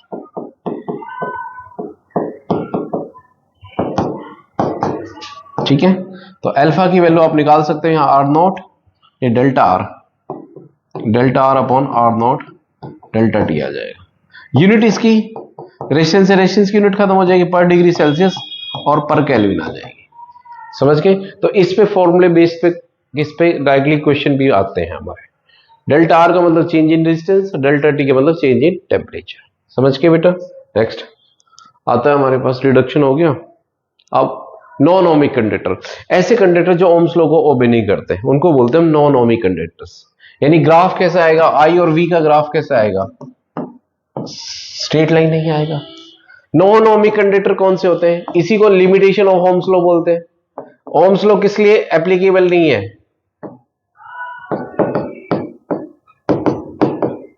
जैसे एग्जांपल सेमीकंडक्टर, उनके लिए एप्लीकेबल नहीं है। दूसरा क्या, कॉम्प्लेक्स सर्किट जब होते हैं हमारे पास, उनको हम किरचॉफ्स लॉ से सॉल्व करते हैं। और जब टेम्परेचर चेंज हो जाते हैं, अगर टेम्परेचर चेंज डिक्रीज या इंक्रीज हुआ तो भी ओम्स लॉ फेल हो जाता है। ठीक है, तो क्वेश्चन पूछा जा सकता है कि नॉन ओमिक कंडक्टर कौन से होते हैं, जैसे सेमीकंडक्टर, डायोड हो गया हमारे पास, ट्रांजिस्टर हो गए, ये सब क्या है हमारे नॉन ओमिक कंडक्टर्स है। क्या है बेटा, नॉन ओमिक कंडक्टर। आते हैं हम कॉम्बिनेशन ऑफ रेजिस्टेंसेस। रेजिस्टेंस देखो आप पढ़ चुके हैं पहले भी 10th में कि रेजिस्टेंस सीरीज में किसके इक्वल होते हैं, R1 plus R2 plus R3। Derivation नहीं आने वाला, डोंट वरी, ठीक है। बच्चे नहीं हो आप लोग जो डेरिवेशन करोगे इसके, 1 अपॉन R1 प्लस R2 आप करोगे इसकी प्रॉब्लम समझ के क्वेश्चंस। तो ये ध्यान रखना, आप सीरीज में ये होता है, पैरेलल में ये होता है बेटा, समझ के। सीरीज का मतलब क्या हुआ, जब सारे रेजिस्टेंस एक ही लाइन में कनेक्टेड है तो उसको हम बोलते हैं सीरीज, ठीक है, ओके। और पैरेलल का मतलब अगर वहां पे ज्वाइंट आ गया, ये R1 हो गया, ये R2 हो गया और ये R3 हो गया। क्लियर है बेटा, तो ये हमारा पैरेलल है। Clear. Next, combination of cell. मान लो एक सर्किट के अंदर एक से ज्यादा सेल है, तो उनको कैसे कंबाइन करेंगे। देखो सबसे पहले ये ध्यान रखना, पोलैरिटी। मैं सिंपल सा मेथड बता रहा हूं, कोई फॉर्मूला याद करने की जरूरत नहीं है। अगर तुम्हें सेल दिखे सेम पोलैरिटी के अंदर, पॉजिटिव, सेम पोलैरिटी का मतलब क्या है, ये पॉजिटिव पॉजिटिव की तरफ, नेगेटिव नेगेटिव की तरफ, तो नेट ईएमएफ आएगा। सेम पोलैरिटी के केस में नेट ईएमएफ आएगा E equal to E1 minus E2। यानी इस सेल के, इस सर्किट के अंदर जो नेट सेल है, नेट ईएमएफ है, नेट वोल्टेज है, वो कितनी, E1 माइनस E2। डिफरेंस देखना है, समझ के। E2 माइनस E1 हो सकता है या E1 माइनस E1, डिफरेंस का मतलब डिफरेंस, ओके। और different polarity, different polarity, polarity different होगी तो ईएमएफ, टोटल ईएमएफ कितना आएगा, E1 प्लस E2। मान लो अगर ये पॉजिटिव है, इसकी जगह मैं उल्टा कर दूं, मान लो यहां नेगेटिव कर देता और ये पॉजिटिव इधर। अगर डिफरेंट पोलैरिटी होती तब ईएमएफ, नेट ईएमएफ जुड़ जाता है ना। जैसे समझो इसको, देखो सेल, अगर आप, ये दो सेल है मेरे पास, ठीक है।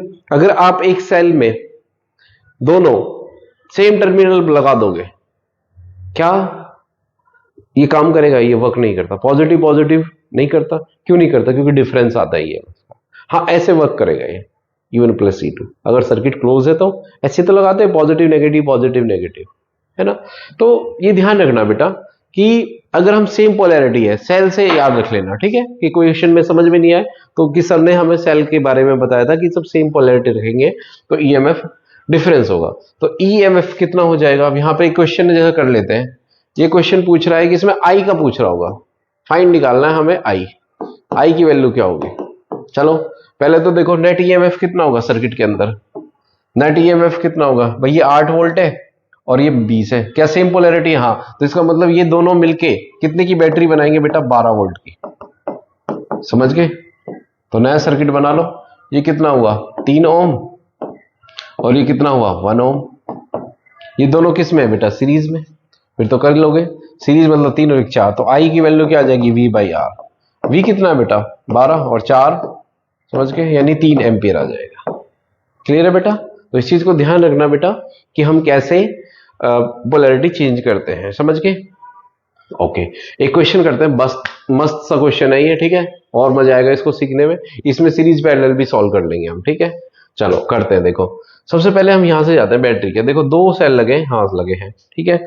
और यहाँ पे ये बैटरी कितने की है, एक बार बैटरी देखता हूं मैं कितने की है ये। 2 वोल्ट की है ये वाली, 2 वोल्ट की बैटरी है, समझ के। ओके, अब ये कह रहा है कि इस क्वेश्चन को पढ़ो ध्यान से। Calculate the value of resistance R. एक रेजिस्टेंस यहाँ पे लगा हुआ आर, उसकी वैल्यू निकालनी है हमें नहीं पता क्या है वो, ठीक है। अगर सर्किट के अंदर कितना करंट फ्लो कर रहा है 0.2 एम्पियर। अगर इस बैटरी से जो इन दोनों के कॉम्बिनेशन से कितना करंट फ्लो कर रहा है 0.2 ampere. What would be the potential difference between A and B. A and B कहां है, ये सी हो गया, ये बी।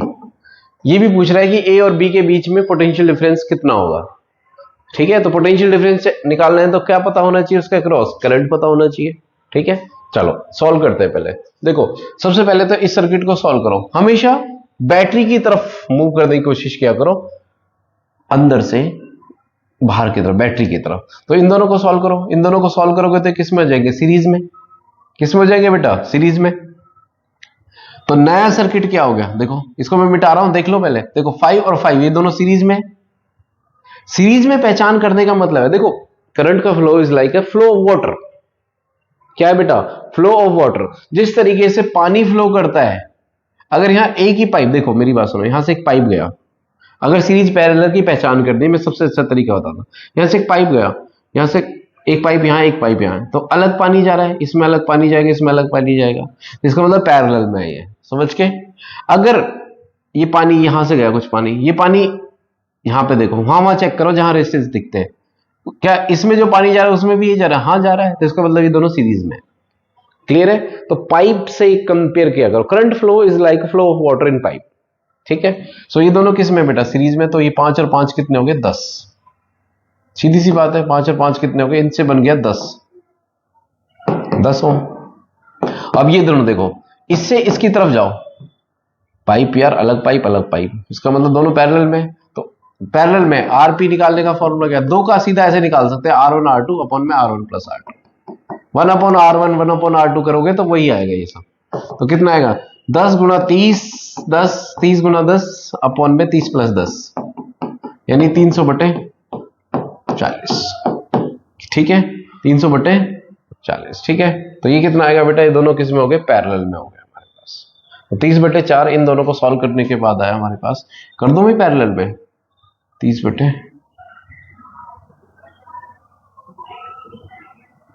ठीक है। तो ये आ गया हमारे पास, इनको सॉल्व करने के बाद 30 बटे 4। अब ये दोनों किस में, ये भी तो पैरेलल में है, ठीक है। तो पैरेलल में करने का फॉर्मूला बता दिया मैंने, तो मैं 2 का पैरेलल करो, R1 into R2 upon R1 plus R2।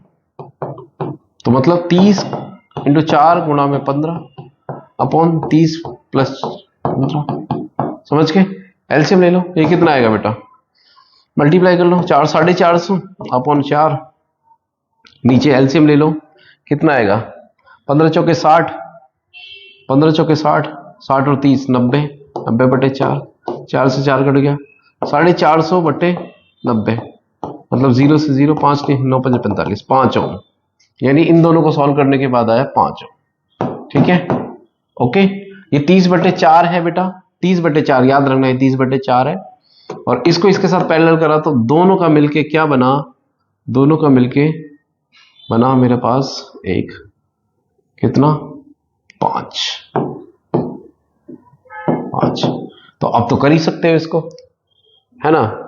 एक ये 10, अब तो ये लाइन में ही बन गए ना, बस इनको देखना है। ये दोनों की पोलैरिटी सेम है, नेगेटिव नेगेटिव पॉजिटिव पॉजिटिव, यानी नेट ईएमएफ क्या होगा बताओ, डिफरेंस।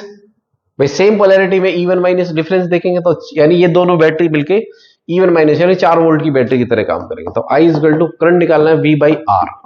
तो ये बैटरी क्या है सर्किट के अंदर 4 वोल्ट की, ठीक है, क्योंकि दोनों का डिफरेंस है। अब ये सारे एक लाइन में है। आर कितने हमारे पास, एक तो है हमारे पास R, ठीक है, और एक क्या है, एक 5 है, एक नहीं, एक तो R एक 10 है और एक 5 है। समझ के देखो कैसे सारे एक लाइन में।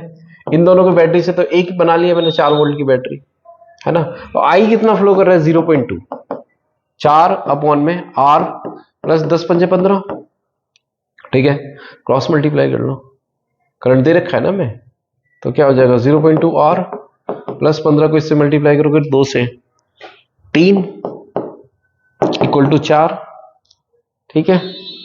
और भाई इसको इससे मल्टीप्लाई कराऊं 15 दूनी 30, हाँ ठीक है 3 आ जाएगा equal to 4। 0.2 R equal to 1 और R इक्वल टू 1 अपॉन 0.2 यानी 10/2 यानी 5 ओम आ जाएगा। यानी ये कितने का है बेटा 5 ओम का है। कितने का है ये 5 ओम का। समझ के। अब ये क्वेश्चन एक और है, उसने पूछा है कि potential difference between A and B. देखो अब हमें पता है कि ए और बी के बीच में पोटेंशियल डिफरेंस 5 ओम का है बेटा। ये है ना हमारा ए और बी नया, क्योंकि उसके साथ पैरेलल में था जो 30 बटे कितना था, हाँ 30/4, उसको ऐड करके ये 5 ओम दे रहे हैं। तो हमें इसके अक्रॉस क्या निकालना है बेटा, इसके अक्रॉस हमें क्या निकालना है, करंट निकालना यानी पोटेंशियल निकालना। तो V इक्वल टू क्या होगा IR। I कितना हमारे पास, इस आर्म में कितना करंट फ्लो कर रहा है 0.2 और ये कितना है 5, तो कितना आ जाएगा हमारे पास 0.2 इंटू यानी 5 10 1 वोल्ट। कितना आएगा बेटा 1 वोल्ट, यानी ये 1 वोल्ट खाएगा हमारे पास। क्लियर है बेटा। तो 1 volt is the potential difference between A and B. कब, उसको पैरेलल कर लिया ना मैंने जो पीछे वाला था इसके, ठीक है, तभी तो 5 ओम आया ना हमारे पास, ठीक है। नेक्स्ट एक और चीज रह गई हमारी करंट डेंसिटी।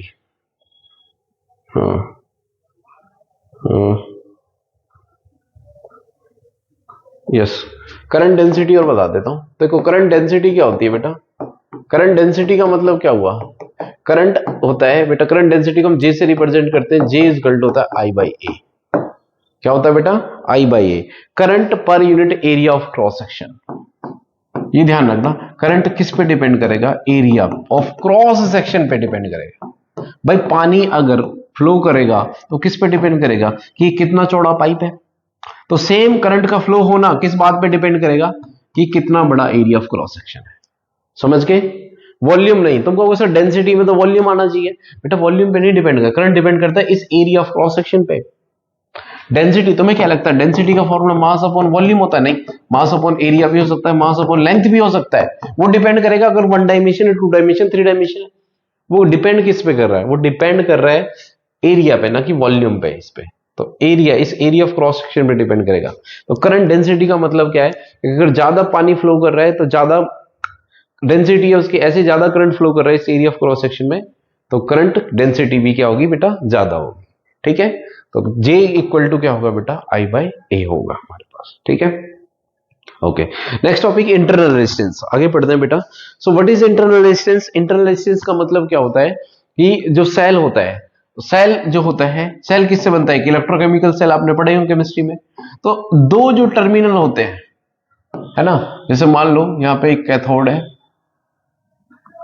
ठीक है, और यहां एनोड है, ठीक है, दो क्या कह सकते हो, दो बीकर में कर लो ना, दो बीकर में सेल, इलेक्ट्रोकेमिकल सेल है, दो बीकर में करो, एक बीकर में करो, तब भी उसमें भी दो इलेक्ट्रोड चाहिए हमारे पास। ठीक है, तो देखो ये मान लो एक हमारे पास एक इलेक्ट्रोड है, यहाँ पे ड्राई सेल ले लेता हूं, उसमें कुछ केमिकल है, ठीक है, ये निकेल की बनी है हमारे पास, ठीक है, या जिंक की बनी हुई है, ठीक है। तो देखो ये कैथोड है, ये मान लो ये प्लेट हमारी नेगेटिव है है ना।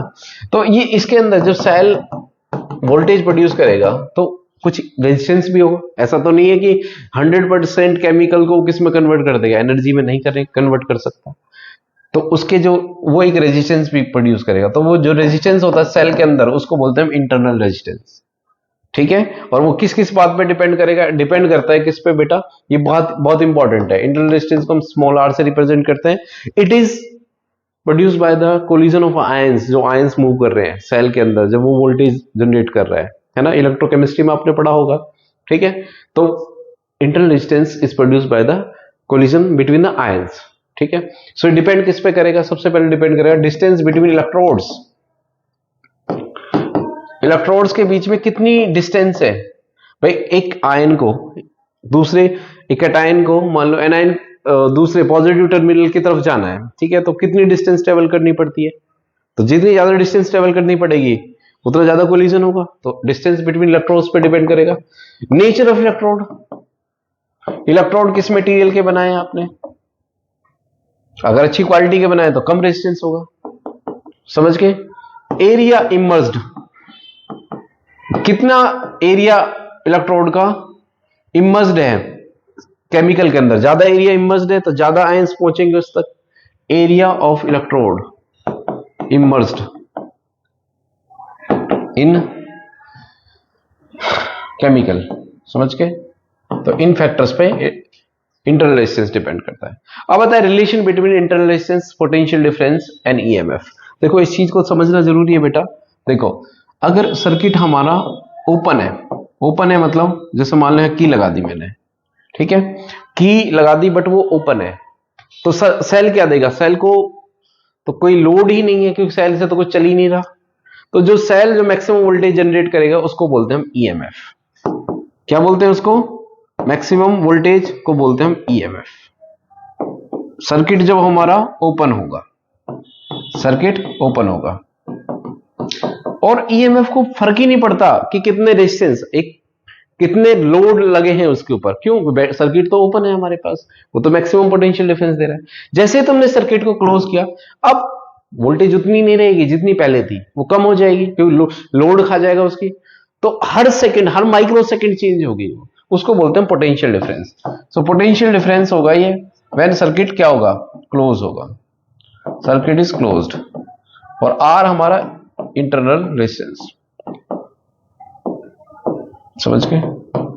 तो इनके बीच में रिलेशन है, ध्यान रखना बेटा। E इक्वल टू होता है हमारे पास V, V इक्वल टू होता है E माइनस आई आर, समझ के। कैसे, अगर देखो I 0 हो गया तो V की वैल्यू किसके इक्वल होगी, हाँ E के इक्वल हो जाएगी। तो this relation is true during discharging, during discharging, जब सर्किट सेल चल रहा है और चार्जिंग के दौरान अगर हमारा रिचार्जेबल सेल है, सेकेंडरी सेल है, तो वो हो जाएगा E equal to E plus I R. तो क्वेश्चन आ सकता है एमसीक्यू में कि कौन सी सिचुएशन है जब पोटेंशियल डिफरेंस ईएमएफ से भी ज्यादा हो जाता है, वो सिचुएशन है जब चार्ज कर रहे हैं, समझ के। नेक्स्ट, किसको, सेल को चार्ज कर रहे हैं। आगे हाँ, एक क्वेश्चन देखो। अब इसमें क्वेश्चन में पूछा हुआ है कि आपको E निकालना है, क्या निकालना है बेटा, ईएमएफ निकालना है और आर निकालना है, ई एंड आर। तो कैसे निकालेंगे, देखो ईएमएफ के लिए, ईएमएफ वो मैक्सिमम पोटेंशियल डिफरेंस होता है जब आई की वैल्यू 0 होगी। आई की वैल्यू कहां 0 है, यहां 0 है। जब आई की वैल्यू 0 है तो उस टाइम वोल्टेज कितनी है, 6 वोल्ट। तो ईएमएफ कितना हो गया हमारा, 6 वोल्ट। आए समझ में बहुत आसान है। देखो करंट क्या है हमारे पास, 0 हो जाएगा उस टाइम, जब करंट 0 हो जाएगा क्योंकि सर्किट ओपन रहता है उस टाइम वोल्टेज को क्या बोलते हैं, ईएमएफ। वो कितनी वैल्यू है, 6 वोल्ट है। क्लियर है बेटा, ओके। तो हमें ईएमएफ मिल गया 6 वोल्ट। अब V की वैल्यू क्या, देखो अब पर्टिकुलर किसी भी टाइम पे, उसके बाद तो ये सारे 4 2 ये सब क्या है, ये तो पोटेंशियल डिफरेंस है कि उस टाइम करंट फ्लो करने लग रहा है। तो मान लो ये वाली वैल्यू ले लो, तुम्हारी मर्जी, ले लो या ये ले लो, कोई भी ले लो, ठीक है। तो मान लो 4 हमारे पास क्या है बेटा, तो वोल्टेज हमारा 4 हो गया, उस टाइम करंट कितना जा रहा है बेटा, 0.6। निकाल सकते हो। V इक्वल टू क्या होता है, E minus I R. V कितना है बेटा जी, 4, उस टाइम करंट कितना है, 0.6। उल्टा कर दिया, V कितना है 0.4 और उस टाइम ईएमएफ कितना है 0.6। आई कितना है बेटा, आई है हमारे पास 0.6, आर निकाल लो बस इसमें से। मैंने क्या कर दिया है अब, ई कितना है हमारे पास 6, 4 इक्वल टू ई कितना है, ई कितना है हमारे पास ये 6, आई कितना है 0.6, आर निकल जाएगा ऐसे। क्लियर है बेटा, सॉल्व कर लो। तो 4 -6 उधर ले जाओ 6 को, तो -2 इक्वल टू -0.6 आर, आर की वैल्यू आएगी 2/0.6। समझ के, this is the value of internal resistance. आगे किरचॉफ्स लॉ, बहुत इंपॉर्टेंट टॉपिक है। किरचॉफ्स लॉ क्या कहता है कि किरचॉफ्स के दो लॉ हैं। किरचॉफ का फर्स्ट लॉ ये कहता है कि क्या बेटा, किरचॉफ का फर्स्ट लॉ ये कहता है कि current eight meeting at a junction, circuit में कितने करंट आ रहे हैं, कुछ जा रहे हैं, वो सब का सम कितना होगा बेटा, 0 होगा। अगर इनकमिंग करंट को आउटगोइंग करंट से हम जोड़ दें तो उनका सम क्या होगा, 0 होगा। यानी I1 है या I2 है या I3 है या I4 है या I5 है। ठीक है, तो जितने भी इनकमिंग करंट है वो सब किसके इक्वल होंगे बेटा, आउटगोइंग करंट के इक्वल होंगे मीटिंग एट अ जंक्शन। अगर हम बात करें तो I1 plus I2 equal to किसके इक्वल होगा, जितने आउटगोइंग करंट है। यानी summation of I incoming equal to क्या होगा, समेशन ऑफ I आउटगोइंग। ये हमारा किरचॉफ्स का फर्स्ट लॉ है कि जितने करंट आ रहे हैं उतने करंट जाएंगे, सीधी सी बात है, टोटल करंट जितना आ रहा है उतना जाएगा। ठीक है, फर्स्ट लॉ। अच्छा ये देखना है, ये कंजर्वेशन ऑफ चार्ज को फॉलो करता है। क्यों, जितना चार्ज आ रहा है उतना ही जा रहा है, कंजर्वेशन ऑफ चार्ज को। एक आता है हमारा सेकंड लॉ। सेकंड लॉ को हम लूप रूल भी बोलते हैं, वोल्टेज रूल भी बोलते हैं, और इसको हम फर्स्ट को बोलते हैं हम junction law, current law, rule या लॉ, करंट लॉ। समझ के, ओके बेटा, क्लियर। तो सेकंड लॉ क्या कहता है, सेकंड लॉ या जिसको वोल्टेज लॉ भी बोलते हैं, वो ये कहता है कि बेटा अगर हम एक लूप ले लें, ठीक है, अगर सर्किट ले लें, मान लो, अरे चल, ये मान लो E1 है, एक EMF है, ये मान लो E2 है, ठीक है, यहां एक रेजिस्टेंस है मान लो। तो अगर सर्किट यहाँ एक और रेजिस्टेंस R1 या R2 है या R3 है, एक और रेजिस्टेंस, तो अब कह रहा है कि सर्किट में जो टोटल EMF है, अगर हम बात करें समेशन ऑफ EMF, यानी अगर हम सारे EMF को जोड़ दें, है ना, सारी वोल्टेज को जोड़ दें, वो किसके इक्वल होगा, वो हमेशा इक्वल होगा समेशन ऑफ प्रोडक्ट ऑफ, ये summation of product of I and R। क्यों, I और R क्या देगा, वोल्टेज। अगर सारे वोल्टेज, अगर आप चाहते हो कि मेरा करंट कहां कहां खर्च हुआ है, तो आपको क्या करना पड़ेगा, करंट को उसके रेजिस्टेंस से मल्टीप्लाई करना पड़ेगा। हर एक रेजिस्टेंस सर्किट के अंदर करंट के दुश्मन है, वो करंट को, वोल्टेज को खा जाएंगे। अगर आप कुछ वोल्टेज इसने खाई, कुछ इसने खाई, कुछ इसने खाई, है ना, सारी वोल्टेज अगर इनको, इनमें, इन रेजिस्टेंस को इनके करंट से मल्टीप्लाई कर दें और सबको जोड़ दें, तो वो हमेशा टोटल बैटरी के बराबर देगा, होना चाहिए भाई। यानी टोटल बैटरी, मेरी टोटल बैटरी कितनी वोल्टेज है मेरे पास, ये मुझे चाहिए, तो मैं देख लूंगा कि मेरी बैटरी की जो वोल्टेज है कहां कहां स्पेंड हुई है। इसको बोलते हैं पोटेंशियल ड्रॉप। क्या बोलते हैं, पोटेंशियल ड्रॉप। अगर यहां पे मान लो हमारे पास 6 वोल्ट है, कितने बेटा, 6 वोल्ट है, तो कुछ ये ड्रॉप कर जाएगा, कुछ यहां गिर जाएगी वोल्टेज हमारी। ठीक है, मान लो जहां जहां रेजिस्टेंस मिलेंगे ना बैटरी को, वहां कुछ वोल्टेज गिराता चला जाएगा, खर्च करती जाएगी मेरी वोल्टेज। इसको बोलते हैं पोटेंशियल ड्रॉप। तो अगर सारे पोटेंशियल ड्रॉप को तुम ऐड कर दोगे तो टोटल EMF देगा तुम्हें। इसी को हम वोल्टेज रूल बोलते हैं या किरचॉफ सेकंड रूल बोलते हैं। समझ के, ओके। और ये कंजर्वेशन ऑफ एनर्जी को ओबे करता है। किसको ओबे करता है बेटा, कंजर्वेशन ऑफ एनर्जी। एक क्वेश्चन करते हैं, जब आएगा मजा। ठीक है, जब पहले ना एक बार व्हीटस्टोन ब्रिज पढ़ लेते हैं, तब एक क्वेश्चन लगाएंगे। तो व्हीटस्टोन ब्रिज प्रिंसिपल ये कहता है, और इसके क्वेश्चन आ सकते हैं, व्हीटस्टोन ब्रिज प्रिंसिपल। पहले इसका प्रैक्टिकल भी था, स्लाइड मीटर ब्रिज अभी भी है, पहले क्या था, अब भी है। क्वेश्चन आते थे एक्चुअली, हाँ पहले उसके, ठीक है, अब नहीं आते। तो देखो कैसे लगाएंगे, इसमें KVL की एप्लीकेशन भी आ जाएगी तुम्हारा। मान लो यहाँ एक रेजिस्टेंस है P, है ना, और यहाँ एक गैल्वेनोमीटर है G। एक रेजिस्टेंस है यहाँ पे Q, एक रेजिस्टेंस है यहाँ पे R, एक रेजिस्टेंस है यहाँ पे S। ठीक है, सबको R तो नहीं बोल सकते तो अलग अलग नाम दे दिया। इन सबको एक ब्रिज से कनेक्ट किया, इसलिए तो इसको व्हीटस्टोन ब्रिज बोलते हैं। ब्रिज से कनेक्ट किया और यहां बैटरी लगा दी। क्लियर है बेटा? ओके, तो अब तुम्हें वेरीफाई करना है। व्हीटस्टोन ब्रिज प्रिंसिपल ये कहता है कि अगर गैल्वेनोमीटर नल डिफ्लेक्शन शो करता है, यानी गैल्वेनोमीटर में करंट जीरो हो जाए, तो उस टाइम क्या होगा, P अपॉन Q की वैल्यू क्या हो जाएगी, R बाई एस। और वाइस वर्सा, अगर P बाई Q की वैल्यू R बाई एस के इक्वल हो जाए तो गैल्वेनोमीटर कोई डिफ्लेक्शन नहीं देगा, गैल्वेनोमीटर कोई करंट नहीं आएगा, ये किसी काम का नहीं है हमारे पास। समझ गए? इसको वेरीफाई करते हैं। कैसे करोगे? जैसे मान लो यहां पे करंट गया I, बहुत अच्छा है, मस्त एकदम बढ़िया तरीके से समझाएंगे, A B C D। मान लो यहां से कुछ करंट गया I, ठीक है बेटा, इसमें कुछ करंट गया, तो इस करंट को मैं बोल देता हूं I1। यहां कितना जाएगा, I माइनस I1। भाई I में से I1 इधर चला गया तो इधर कितना बचा, I माइनस I1। इधर आया इसमें से, इसमें कितना करंट चला गया, IG। तो यहां से I1 आ रहा था, उसमें से IG इधर चला गया, तो इधर क्या तब बचा, I1 माइनस IG। IG इधर जा रहा है, इधर से IG इधर आ रहा है, तो ये दोनों करंट, एक करंट इधर से आ रहा है, तो दोनों मिल जाएंगे, मिल जाएंगे तो भाई ऐड हो जाएगा, तो क्या हो जाएगा, I minus I1 plus IG। इधर से ये करंट चला, I minus I1 plus IG। इधर से क्या आ रहा है, I1 माइनस IG, दोनों को ऐड कर लो, क्या आएगा, I1 माइनस IG। इधर से क्या करंट आ रहा है, I minus I1 plus IG। तो IG से IG गया, I1 से I1 गया, यानी I बचा। और ये तो किरचॉफ फर्स्ट लॉ होल्ड हो गया। समझ में आ रहा है? नहीं तो किरचॉफ फर्स्ट लॉ सही कहता है कि जितना करंट आएगा उतना ही जाएगा। समझ गए? चलो अब इसमें केवीएल लगाते हैं, अप्लाइंग केवीएल। केवीएल मतलब किरचॉफ वोल्टेज लॉ। केवीएल इन कैसे लगाते हैं वो सिखाते हैं हम आपको। लूप लगा लो। देखो अलग अलग टीचर अलग अलग तरीके से समझाते हैं। साइन कन्वेंशन, वो ये बोलते हैं कि करंट के अपोजिट चलोगे तो पॉजिटिव ले लेना, ठीक है। बैटरी का पॉजिटिव टर्मिनल आए तो नेगेटिव लेना है या पॉजिटिव, सबका अलग अलग रूल है।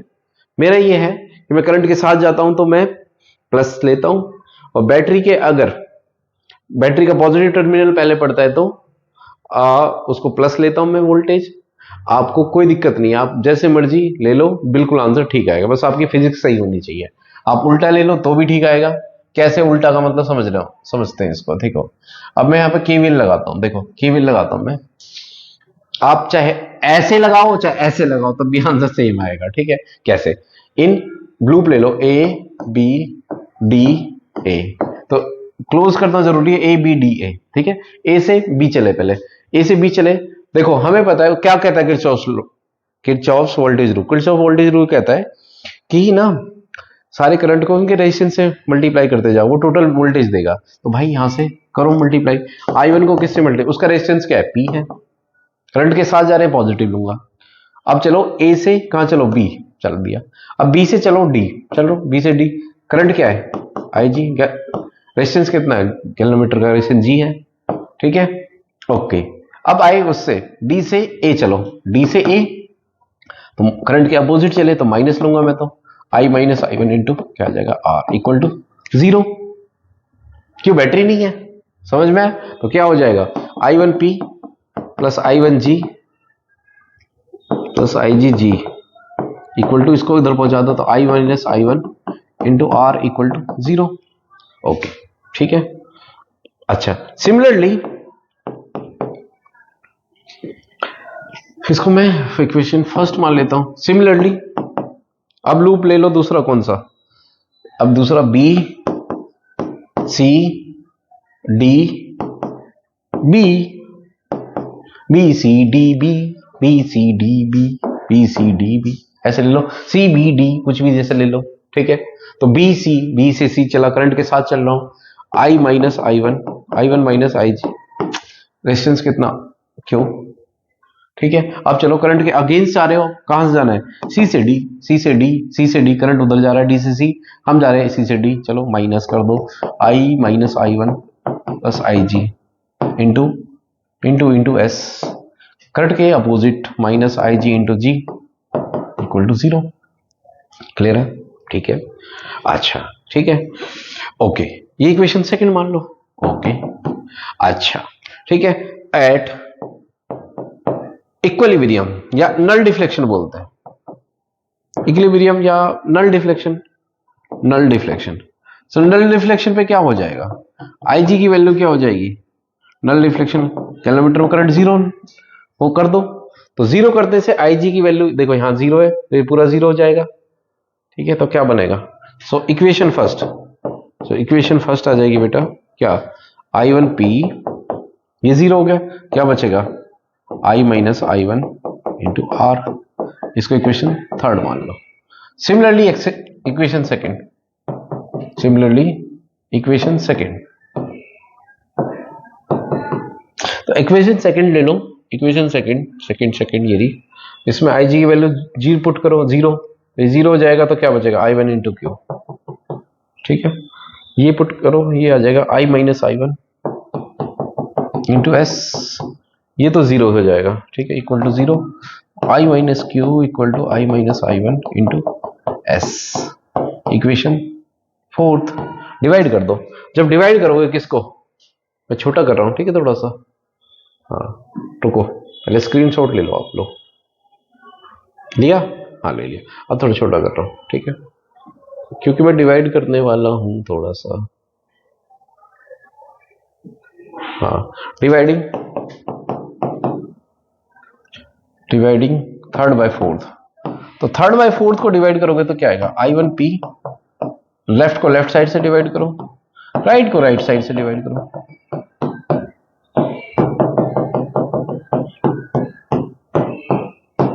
तो P upon Q equal to आ जाएगा R बाई एस। तो P upon Q R by S के कब बराबर होगा, जब IG की वैल्यू जीरो होगी। ठीक है, समझ के, इसी को व्हीटस्टोन ब्रिज कंडीशन बोलते हैं, और क्वेश्चन भी आ सकते हैं ऐसे। ठीक है, जैसे समझ लो इस तरीके से, देखो यहां मान लो 2 ओम है, यहां मान लो 5 ओम है, यहां मान लो 3 ओम है, यहां मान लो 4 ओम है, यहां मान लो 6 ओम है। ठीक है, अब बताओ नेट इक्विवेलेंट रेजिस्टेंस बताओ। तो देखो हमें पता है कि ये अपॉन ये इक्वल टू, अगर ये अपॉन इसके इक्वल हो गया तो ये वाला कोई मतलब ही नहीं है, 2 अपॉन करके देख लो, 2 अपॉन 3 इक्वल टू क्या 4 बाई 6 के इक्वल है, P अपॉन क्यू क्या एस के इक्वल है, हाँ है, क्यों ये घट जाएगा 2 बाई 3 देगा ये, तो इसका मतलब कोई नहीं है, ये कुछ नहीं है, ये फिर ये है सर्किट, इसका होने ना होने का कोई मतलब नहीं है, इसी को व्हीटस्टोन ब्रिज कंडीशन बोलते हैं। समझ के, क्लियर है बेटा? ओके, इक्वेशन कर लेते हैं व्हीटस्टोन ब्रिज का। ठीक है, नहीं उसका किरचॉफ वोल्टेज लॉ। ठीक है, एक क्वेश्चन मैं करा देता हूं, ठीक है, ध्यान से देखना क्या क्वेश्चन है। देखो ये मान लो एक रेजिस्टेंस है R1, ये मान लो 6 वोल्ट है, ये मान लो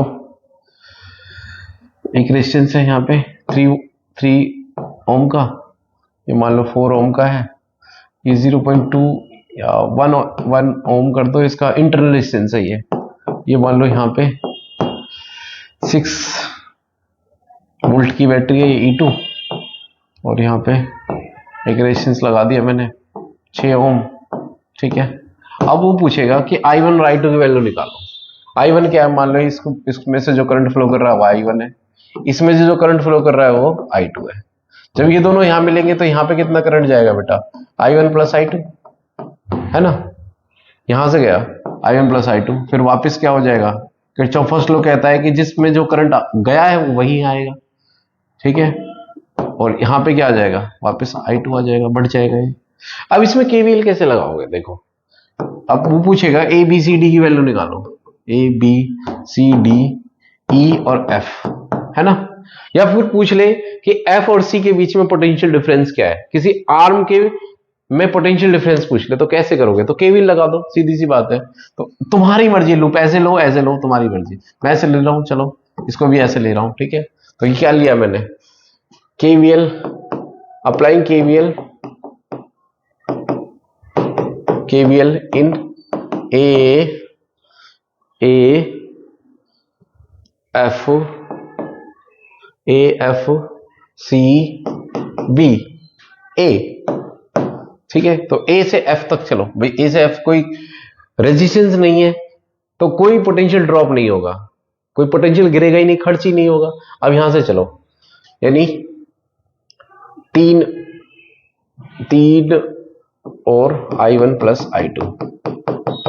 ठीक है, आगे चलो, करंट के साथ चल रहे हो, कोई पोटेंशियल ड्रॉप नहीं है, फिर आ जाओ यहाँ पे 4 और करंट क्या है I1 इक्वल टू माइनस, अब बैटरी का कौन सा टर्मिनल आ रहा है, नेगेटिव। ठीक है, तो पहले नेगेटिव आ रहा है तो माइनस लिखो, -6 इक्वल टू 0। समझ के? ठीक, तो करंट के साथ जा रहे हैं हम, तो क्या ले रहे पॉजिटिव, और बैटरी का जो टर्मिनल आ रहा है पहले वो लेंगे हम माइनस। ठीक है, तो यहां आ जाएगा 3I1 plus 3I2 plus 4I1, इसको उधर पहुंचा दो 6, तो 7I1 plus 3I2 equal to 6 आ जाएगा। क्लियर है बेटा? क्लियर? Equation first. अब अप्लाइंग केवीएल, ऐसे केवीएल लगा दो इन किसमें, अब ये ले लो F C D E F, समझ गए? F C D E F। ठीक है, तो चलो भाई 3 F से C चलो, है ना, F से 3I1 प्लस I2। ठीक है, आगे चलो C से D, करंट के साथ जा रहे हैं, 6I2 आ जाएगा, इसके बाद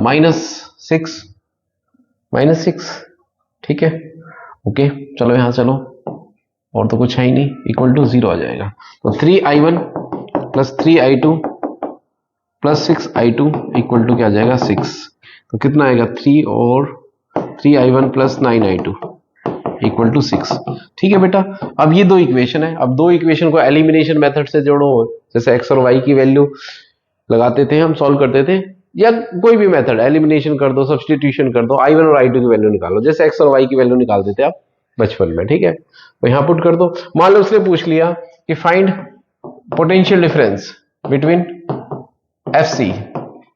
FC के बीच में, तो पोटेंशियल डिफरेंस का फॉर्मूला क्या हो जाएगा, V इक्वल टू IR होता है। I कितना है भाई, I यहाँ पे I1 प्लस I2 है, और ये आपको सॉल्व करने के बाद मिल ही जाएगा, I1 और I2 की वैल्यू निकल जाएगी वहां पे। ठीक है, इंटू R कितना है यहाँ पे 3, मल्टीप्लाई कर देंगे, आंसर आ जाएगा। क्लियर है बेटा? तो इस तरीके से आपको किरचॉफ्स लॉ के क्वेश्चंस करने हैं। ठीक है, ज्यादा हार्ड नहीं आएंगे, डोंट वरी, इतना परेशान होने की जरूरत नहीं, क्योंकि उसको पता है कि भाई टाइम कंज्यूमिंग होता है किरचॉफ्स लॉ अगर डिफिकल्ट दे दिए तो। ठीक है, मैक्सिमम आपसे किसी आम का पोटेंशियल डिफरेंस पूछ सकता है।